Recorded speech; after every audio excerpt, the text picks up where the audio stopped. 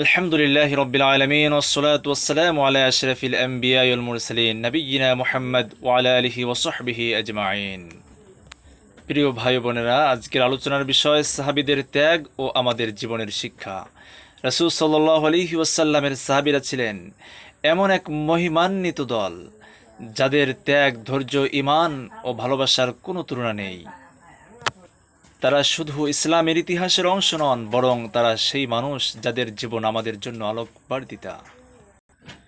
হিজরতের সময় নবীজির পাশে শুধু একজন মানুষ ছিলেন, আবু বকর রাদিয়াল্লাহু তাআলা আনহু। তিনি নিজের সম্পদ, পরিবার, জীবন সবকিছু ত্যাগ করেছিলেন আল্লাহ ও তার রসুলের পথে। তিনি বলেছেন, আমি সবকিছু উৎসর্গ করেছি শুধু আল্লাহ ও তার রসুলের জন্য। অতএব আমাদের জীবনে আল্লাহ ও তার রসুলের ভালোবাসা সব ভালোবাসার ঊর্ধ্বে হওয়া উচিত।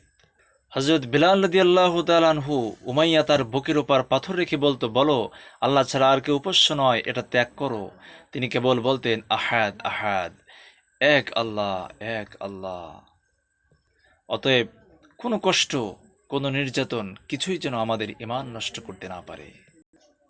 আজ আমরা সামান্য বিপদে নামাজ ছেড়ে দেই, হালাল হারাম ভুলে যাই, অথচ তারা দিন রক্ষায় জীবন পর্যন্ত দিয়েছেন।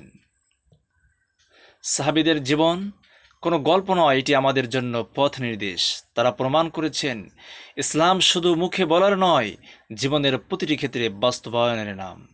আল্লাহ রাব্বুল আলামিন তাদের সম্পর্কে বলেছেন, প্রথম অগ্রগামী মুমিনদের প্রতি আল্লাহ সন্তুষ্ট এবং তারাও আল্লাহর প্রতি সন্তুষ্ট।